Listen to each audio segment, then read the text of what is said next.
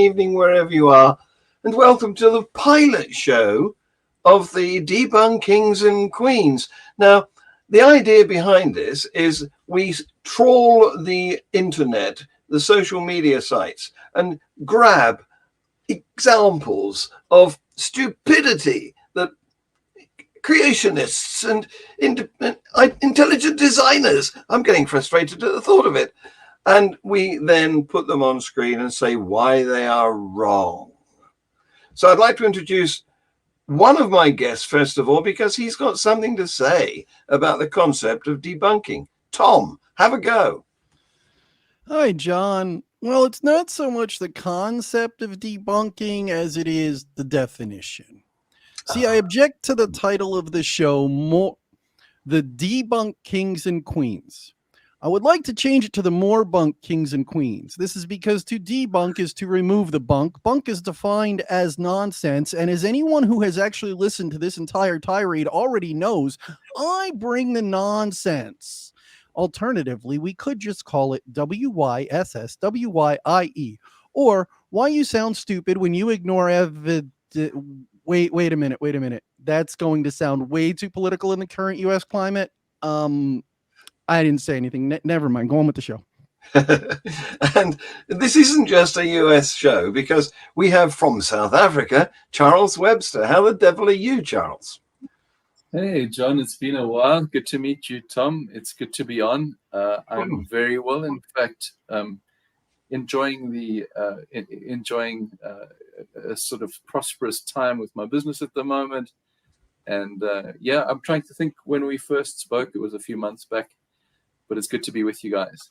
Yeah. Well, you and I have been in sort of textual communication on social media for, I don't know, a couple of years. But you came on my Free Thought Hour show, the chat show, some months ago. And also, I've been following your exploits as a musician, because you've been getting out and doing stuff in gigland, haven't you? It's something that's grown, especially over the last couple of years. I've been gigging semi-professionally probably for about 10 or 15 years now, but in the last year or two, it's really taken off. And it's certainly still a minority of my income, but it's what I would call a significant minority, and I'm having a lot of fun doing it at the same time. So Yeah. I did it too when I was much younger. Must be about, I don't know, 40 years ago. But yeah, semi-professional, nice little bits of money for having fun. Yeah. So let's take a look at some of the nonsense that we have to face as people who understand evolution, and tell some of our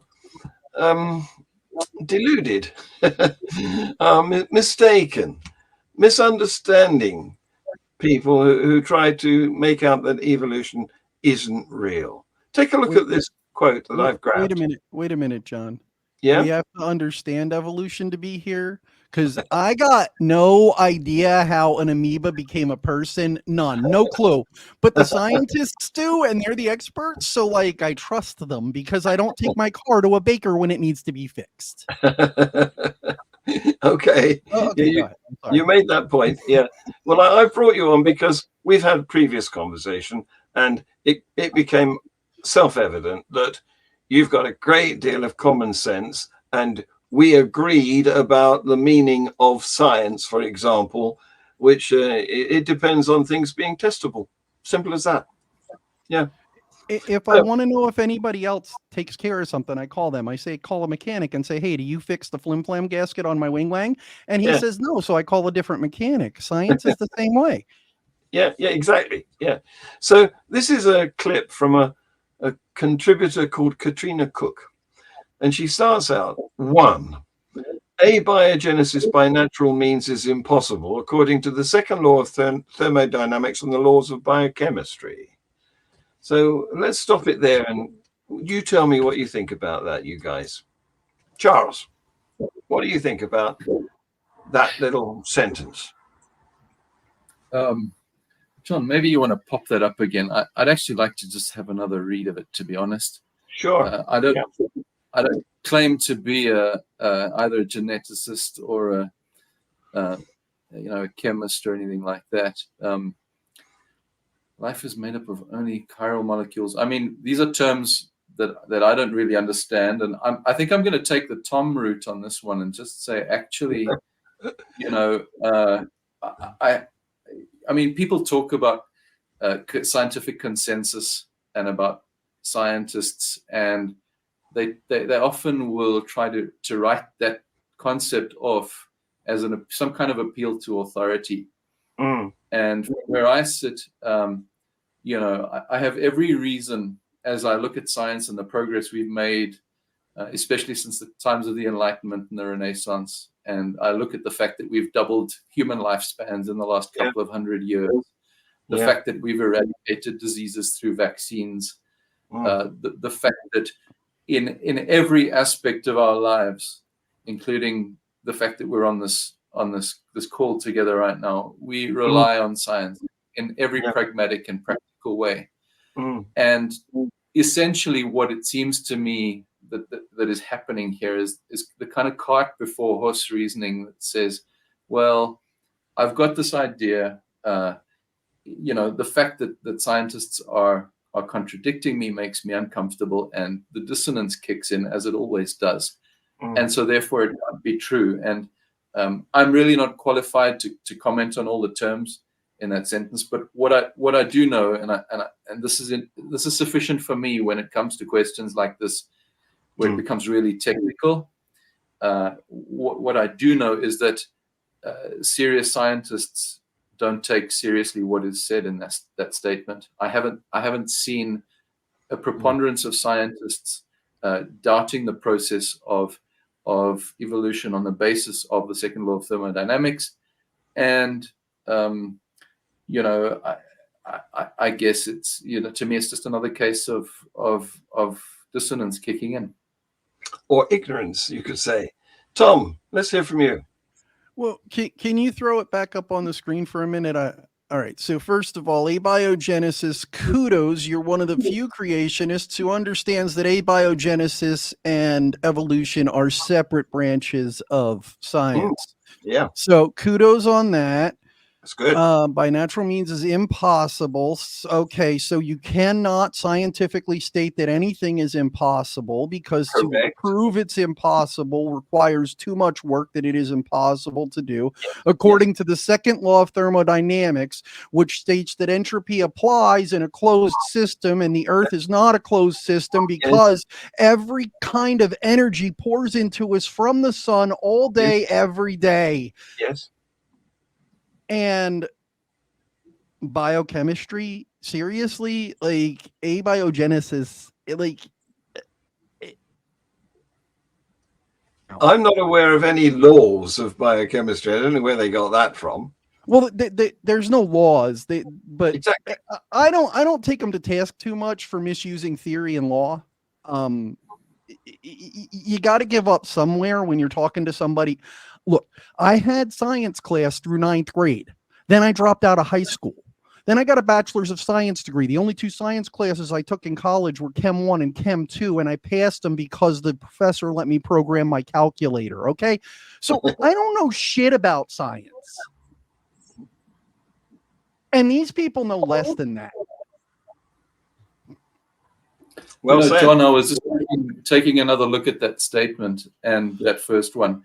And what I will say is this, and again, I'm no expert, but as far as I understand and as far as we know, the universe itself is also, I mean, there's a finite amount of matter in the universe. They've calculated how much there is, and it's either in the form of matter or of energy of various types.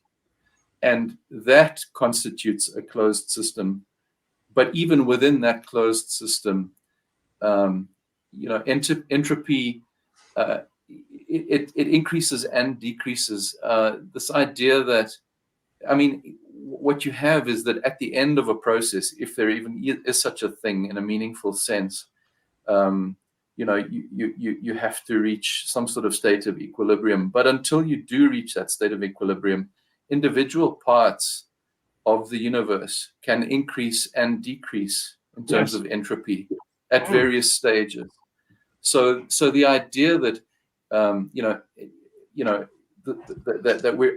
we're always moving towards equilibrium is not, chaos can increase and decrease, and our planet and our solar system, those are subsystems within that greater universe.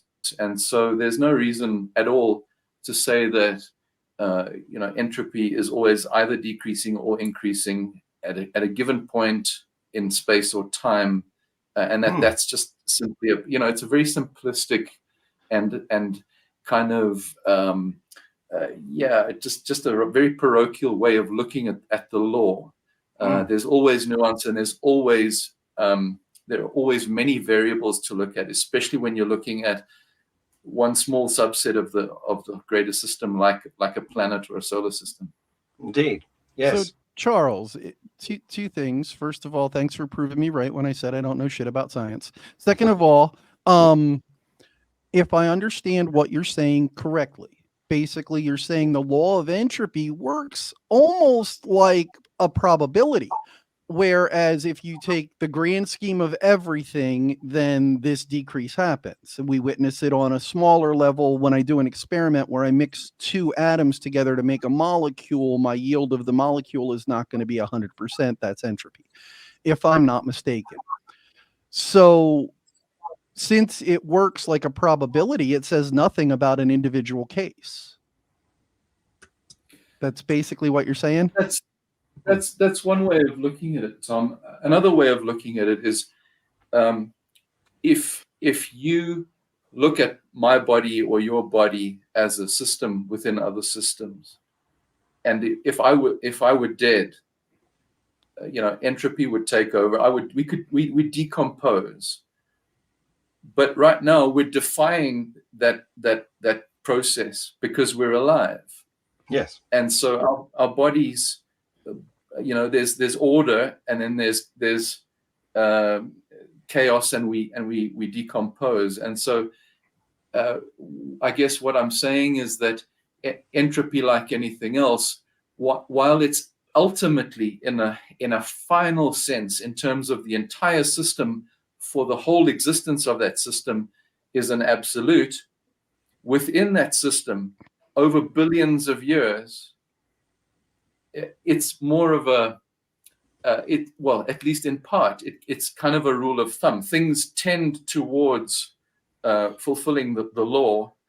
However, at specific places, at specific times, the law can be defined or even or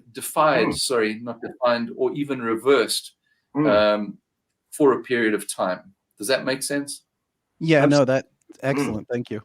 Yeah, because of course we have exothermic reactions and endothermic reactions. There's no absolute necessity for everything to proceed towards an equilibrium. If you set fire to dynamite, there's no equilibrium going to happen. Exactly. Eventually. So put up that second statement, John. I saw that the second statement also. The second statement is that, this is just a kind of a bald-faced claim. A cell is so complex that it cannot be created from inorganic molecules by any naturalistic process. Number one, it's a clear argument from complexity and personal incredulity. Number two, I'd love to know how this person managed to exclude all natural processes. I'd love to know the process. I'd love them to show their work, to show which processes, naturalistic processes, they've tested. Because as far as I know, we haven't even exhausted all the possibilities. I don't think we have the technology, and we can't. So, I think I'm going to invoke the Hitchens razor here and just say, that which can be claimed without evidence can be dismissed without evidence, and say, this idea that that we don't know yet, and therefore it must be God, or the implication, the very premise that underlies that whole thing is that somehow we've managed to explore all the possible permutations that led to abiogenesis. And That's not even close to being the case.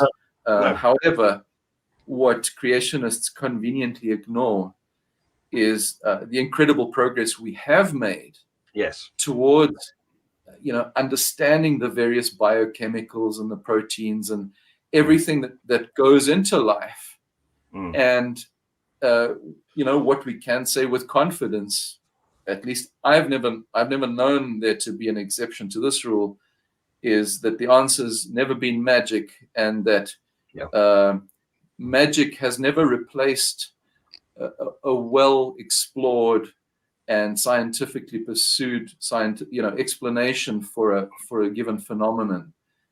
It's always been the other way around, that we started by thinking that the gods were punishing us because we were naughty children by sending us volcanoes and plagues and things, and that's been replaced by an understanding of things like isostasy and volcanic reactions and the germ theory of disease, and that's always been the direction of the process. It's never been the other way around. So I mean, to be honest, number 2 is one of those that you can just knock that out of the park easily.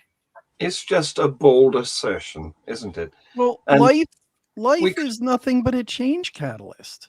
That's all life is. From a naturalistic standpoint, a purely naturalistic standpoint, if you get out of your mindset that we all naturally have, where humans and by extension animals are special, and realize that life to nature is nothing but a change catalyst, and it's actually a pretty damn perfect one, because when I eat food, I get energy, which I then do one of 3 things with. I utilize it, which helps nature, because if I'm expending energy, I'm changing things for nature. I get fat because I don't use it and my body absorbs it, which helps nature, because when I decay, there'll be more of me to decay. And the third thing is even my waste product.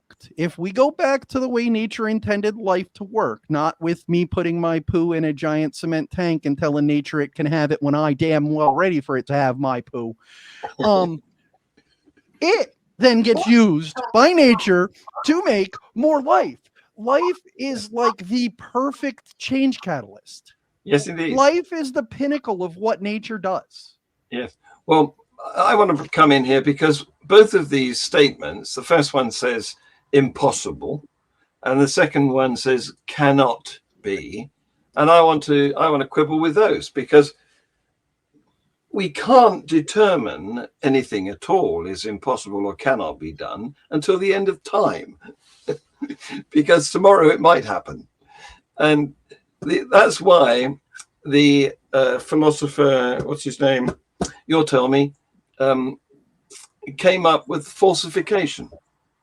Popper. Karl Popper. He came up with falsification as the only way that we could eliminate something. And to do that, you have to get positive evidence that the proposition didn't happen and couldn't happen. You can't just make an assertion unless it has to have an ending when you find something. And we haven't had an ending to the assertions that were made in that text. John, I'm really glad you brought up Popper, though, because this also, it reveals a complete general misunderstanding of how science works. Most people will say that science, you get these statements like, science thinks it knows everything. Science it thinks it's so clever. Number one, it personifies science, which is just a silly thing to do, because science is a method. It's not a person. It doesn't think anything. It doesn't know anything. But secondly, the thing I'm really trying to get at here is that people have this misconception that science sort of gathers evidence to build a positive case. And I suppose in a colloquial sense, it does. It is aiming to establish some sort of knowledge and truth. But the fundamental principle that science works on is exactly that. It's falsification and or falsifiability. And the whole point is that when you have an hypothesis, when people are conducting experiments, they're trying to disprove the hypothesis. Yes. Yes. Everything you're trying to do is, one guy will come up with this idea, and he'll do a study, and then a second scientist will come in, and she will try to run the same experiment and see whether the results can be duplicated. And every subsequent scientist will do the same, trying to disprove the initial hypothesis, because ultimately, as you guys will be aware, when it reaches the status of theory, it's because all of the evidence that has been tested has never failed. It's never failed in the sense that the hypothesis can be falsified. And so I think it's important for whoever's hearing this. It's in fact, and if you ever want to read somebody on this, the guy I learned most of my, and I'm a philosopher and a humanities major, English journalism, philosophy. These are my specialities. But I love reading natural science, and the guy I've probably read most of is a guy called Stephen Jay Gould, who's no longer with us. Yes. And he kind of taught me evolution, and taught me this principle as well. And so if anyone wants to sort of get a basic understanding, Gould's a great way to do that, because his books are not just these big volumes. They're collections of essays. So he'll do stuff like he'll take biological evolution and compare it to the evolution of language, and compare and contrast. And you can then figure out where they're comparable and where they aren't. Anyway, I don't want to ramble on too much, but he's a great place to start. And interestingly, he and Dawkins were, in some sense, opponents, in that Gould's major theory around evolution was a thing called punctuated equilibrium. Yes. Which postulates that evolution happens by means of short, when I say short, you're talking about probably tens of millions of years, but relatively short in cosmological time, bursts of change and speciation. Whereas Dawkins's view, if I remember correctly, is more of a continuous, gradual curve of change. And the other thing that Gould contributed to the broader discussion around gods was this idea of non-overlapping magisteria. Yes. Some people may have heard of, but these are two of his major contributions to the general discourse. Anyway, he's a great place to start if you want bite-sized chunks on asking questions like why men have nipples, or why the kiwi bird in New Zealand has a disproportionately large egg compared to its body mass, for example. So just a little lead for your audience to follow if they want to read more about this stuff. I'm going to make a banner to advertise him. He's such a good guy. Thanks for that. Yeah. So I agree, Tom, Charles. go ahead. Yeah, I agree. I would put it a little differently. Scientists, to put it in layman's terms, scientists are the people we pay to stay 5 forever. Did you ever interact with a 5-year-old? Everything they see, they're like, why? How? When? Everything. That's what we pay scientists to do. All that schooling that they go through teaches them how to. But the question is what we pay them for. We don't pay them to know stuff. We pay them to figure stuff out. Once they figured it out, we expect them to go figure something else out. Yes. And that's why on the subject of punctuated equilibrium, I think that Richard Dawkins and others have come to accept that that's a reality now. But yes, it was Stephen Jay Gould's original idea. Although on the other one, on the non-overlapping magisteria, I don't think he's achieved such agreement, because I think that's a bizarre idea that you can have different compartments in your brain where you you stop work on Friday and switch off your laboratory mind and go to the mosque on Saturday and switch on your Allah mind. I find that hard to it's incredible to me. I agree completely, John. I completely disagree with Gould on the idea of non-overlapping magisteria. And the only way you could realistically go for something like that is to say that a god or gods have absolutely no impact on the world around us, which is the old deistic idea. And I think the Hitch also put it quite succinctly when he said, claiming to know or thinking or believing that such a God exists is a little bit like claiming to have detected the undetectable. And essentially a God like that is no different from a non-existent God. And I just, if gods, if these really were non-overlapping magisteria, then it's essentially putting them in a category, as you say, like fairy tales. It just makes them irrelevant. That's right. Yes, they are so contrary to each other. One of them can't be correct. Well, exactly. I mean, if religions, I might be able to entertain Gould's claim if religions didn't make so many claims about how their gods do have an impact in the world and yes, heal people and have opinions on, how we use our genitals or yes, and with whom and what we should eat and where we should spend our time and money and energy. Yes. And I can't see how that is how that can be brought together with the idea that they're somehow just separate and non-overlapping. Yeah. On the subject of proving or amassing evidence and getting it replicated, you talked about this a minute ago, Charles. Cold fusion, Fleischmann and Pons, they made claims to have produced fusion in a test tube or some small container. And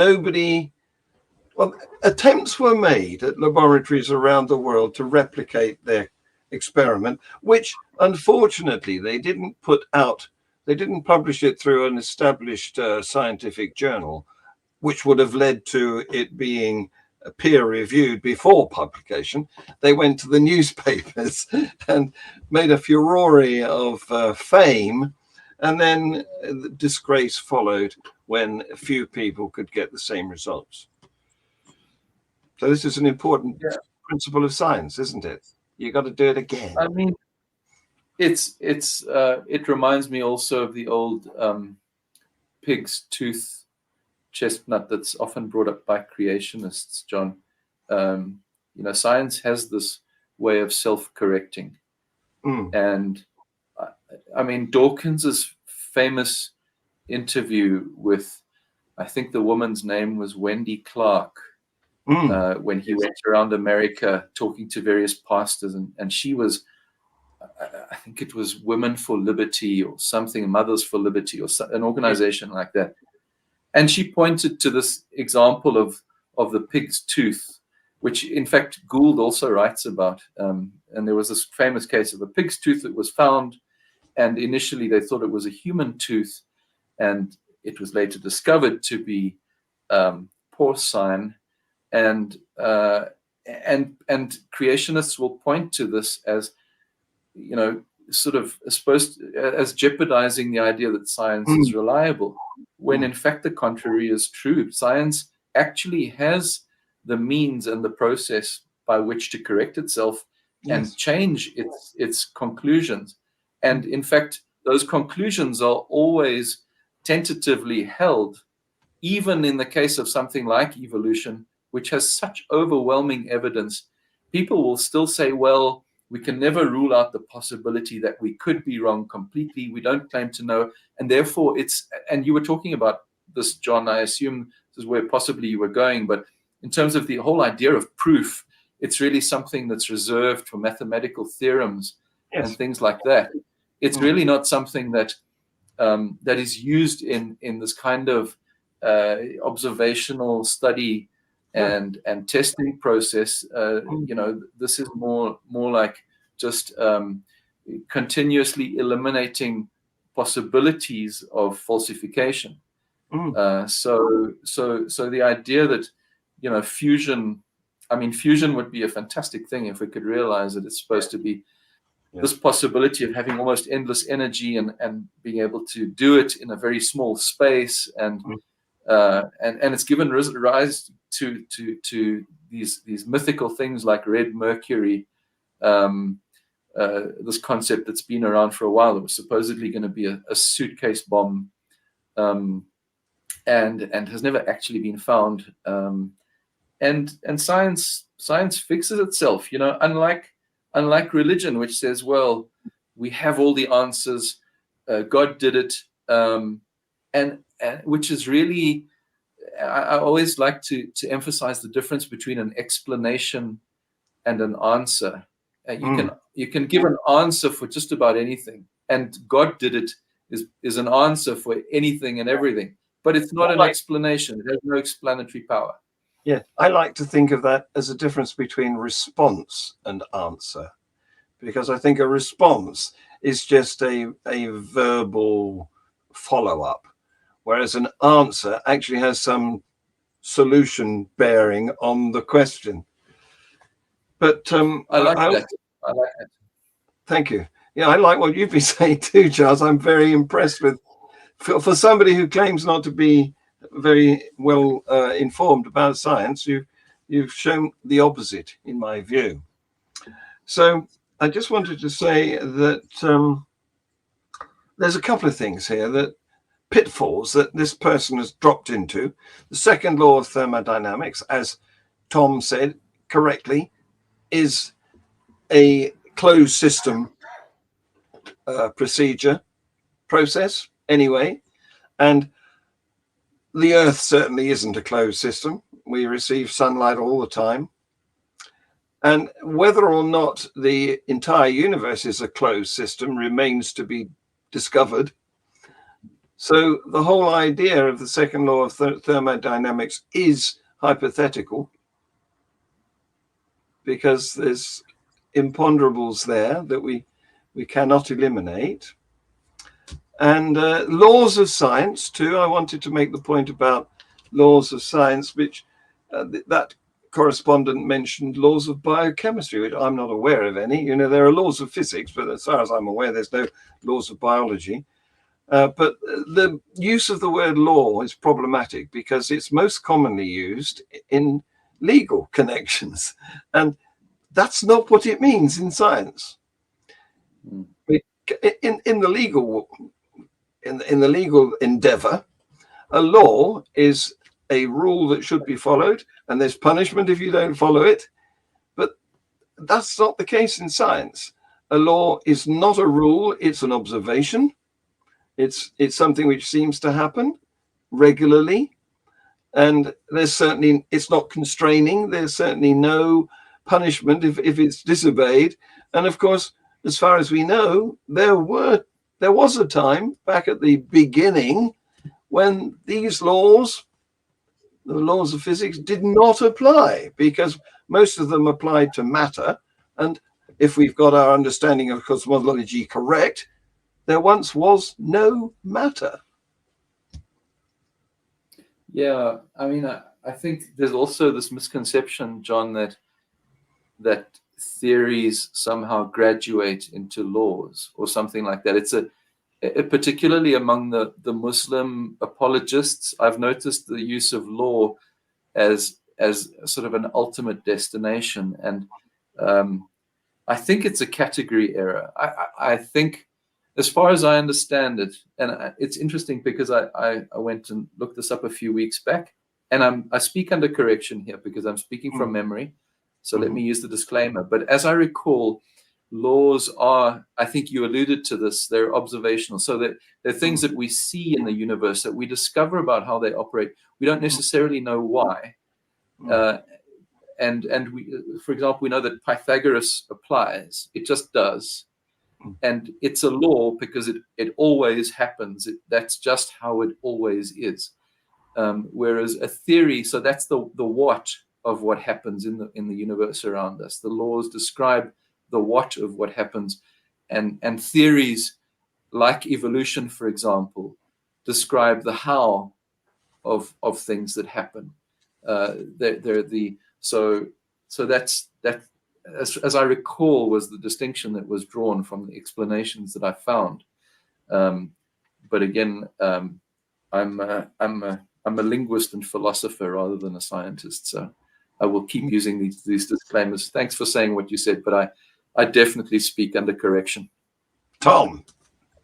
So one of the things that creationists do all the time, science deniers in general do all the time, is they rely on the colloquial definitions of words. And then when they write things, their intended audience is going to read the colloquial definition. So when they read the word theory, they, in their mind, think it's no different than when I say something like, I have a theory about where my car keys are. When they read the word law, in their brain, it's the same thing as any other law. And it's some scientific laws. I mean, let's face them. I don't know of any case where the law of gravity has been violated, except in an old Dom DeLuise movie that's a spin-off, that's a take on Silence the Lambs, and that's a movie. So like they just instead of educating people, they take advantage of their ignorance. And they start doing this when they're children. We must put up a big sign outside all the movie theaters saying, this is not real.